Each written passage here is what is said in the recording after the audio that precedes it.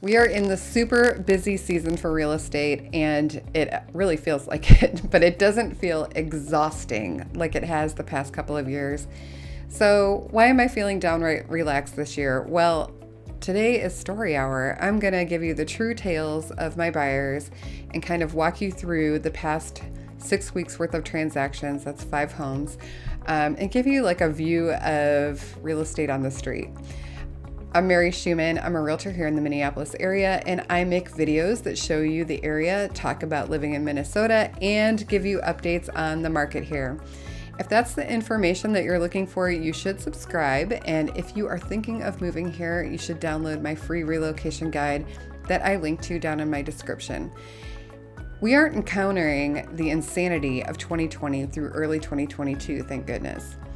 I've had a variety of transactions, and I really think they're a good set of examples of the way that things are going right now. So I'll talk about them a bit and let you know what my buyers went through.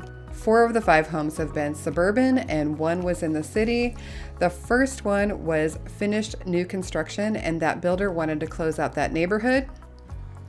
The buyer was able to get a home with all the builder and statutory warranties without being in competition with anyone else for that home. And they were able to take advantage of builder incentives like some money toward closing costs, blinds throughout, and appliances that aren't normally included.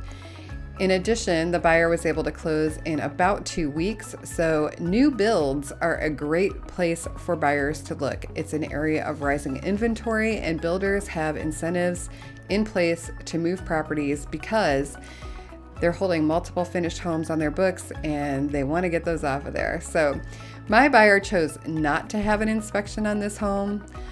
Inspections are allowed and encouraged on new construction. However, the contract for some larger builders usually states that it can't be contingent on an inspection because the homes themselves are inspected so many times throughout the construction process and before they are given a certificate of occupancy. Minnesota also offers some of the strongest statutory protections and warranties on new builds of any state in the United States. This one was a cash offer, and it was 100% remote purchase. They were relocating from the West Coast and didn't see the home until after closing. The second house was an immaculate single-family home in a close-in suburb, and I mean immaculate. We did have an inspection, and the inspector kind of struggled to find something for their report because every piece of this property was maintained to the teeth. The buyer was in competition for the home. The seller received another nearly identical offer, but because my buyer was more financially set than their competition and was able to demonstrate that they are less of a risk, the seller chose our buyer. The lender did preliminary underwriting, and this also helps a lot with showing the listing agent that there will be no problems with the financing contingency. This was not the first home that they had offered on. I think this might have been their 3rd try, but as always, it seemed to turn out for the best. This home is it's perfection. These buyers used a conventional loan. They offered 5% over asking. We did offer appraisal gap coverage, but the appraisal supported the price that we offered, so that wasn't needed, and that's great. He didn't have to bring anything more to the down payment. We did not ask for seller contributions to closing costs, but they did agree to fix a few small things based on the inspection. This was also a remote purchase, so welcome to the north from the deep, deep south. All right, the third home, an older home around the median price range for the metro area, and homes that have this price point are nearly always in competition, and this one was too.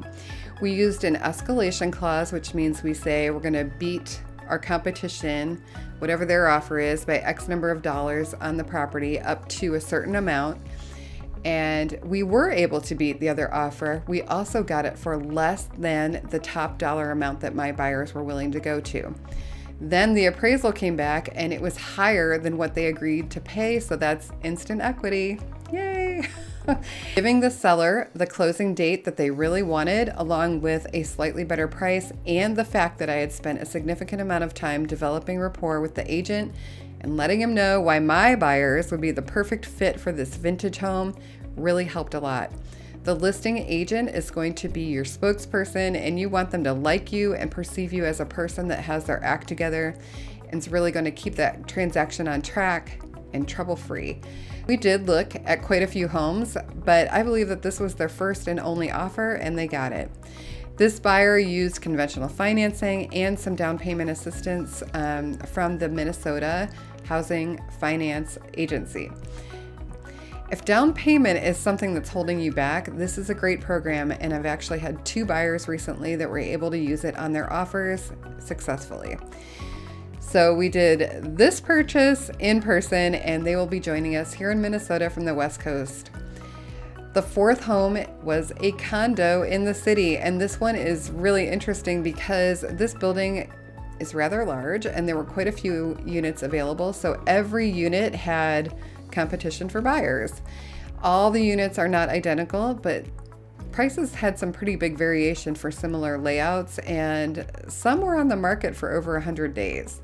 We decided to look at a bunch of units in the building, and we had backup plans in place, but the one that my buyer chose was just a pretty little corner unit, lots of windows on multiple sides, and a small balcony, and it felt very homey, very comfortable, and I am super excited that we won this one. This was one of those cases where about the time you decide to put in an offer, all of a sudden someone else comes along and does so too. So there was more than one offer. Also, you never know what that other offer is, and we were able to get this one under asking price by quite a bit despite being in competition. We used that escalation clause again, but in this case, it wasn't triggered, which means that the competition's offer was not great, and we didn't overreact when we heard that there was another offer, so we kind of stuck to our guns.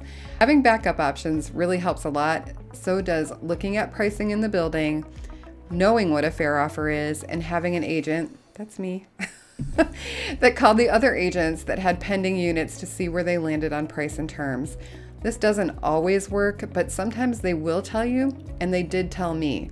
So we felt that we were in a really good place price-wise. Another thing to mention is that if you are a condo buyer, you're in a great place here because this is one area of housing inventory that is higher and allows for a lot of choices and good prices. My buyer is getting an inspection on this home. This was a cash buyer, and they saw these in person and will be moving here from the East Coast. Okay, finally, a single family home in the outer ring suburbs. These are first-time buyers relocating to Minnesota from the deep south, and we did everything remotely. We did look at a few homes before getting to this one, but this was the first offer that they made, and they were successful. This home already had 12 showings on the first day and had 10 more scheduled for the following day. I was one of the first agents to see it. My buyers were able to quickly decide that they liked this home and wanted to offer, and this is another case of building rapport with the agent. When you're friendly, communicative, and make sure that they are clear that you will be very attentive to details and carry the weight of the transaction, they want to work with you. And they want to communicate that to their seller that this is probably going to be a trouble-free transaction. Stated that outright to me on the phone that the offer was strong. We offered slightly over asking because it was the first day and there were so many showings scheduled, so guaranteed he would have offers soon, and that he felt confident that he would be working with someone that pays attention to details and will put their shoulder into it. The story on this one is that sometimes sellers want to be done with selling their house. This seller had a new baby, had 2 large dogs to deal with, so when she got a good offer, she took it rather than deal with the hassle of leaving her home for 12-hour stretches in order to show it. So you never know what the motivations will be. My buyers are having an inspection on this home. It was a conventional loan, and they did have some down payment assistance to get them in more easily. This is another buyer from the deep south coming to live with us up here in the deep north. So that's 5 houses in total. 4 of them did get inspections, 2 were cash offers, 3 used conventional loans, and 2 used down payment assistance. None of them, other than the new build, have the seller contributing to any closing costs, And cash buyers have very low closing costs, so she really didn't have much to gain on that anyway. And the only one that had an appraisal gap guarantee was not needed. So while things are still moving along, I can feel a definite difference in the market. It still heavily favors sellers, but now my buyers can get a home without having to make 9 attempts at it, which can be emotionally and physically just draining. Most of the buyers here found a house and were able to get it on the first offer. Do you have questions? Please reach out. I love to talk to people that find me on YouTube. My contact information is down below this video. Thanks for watching.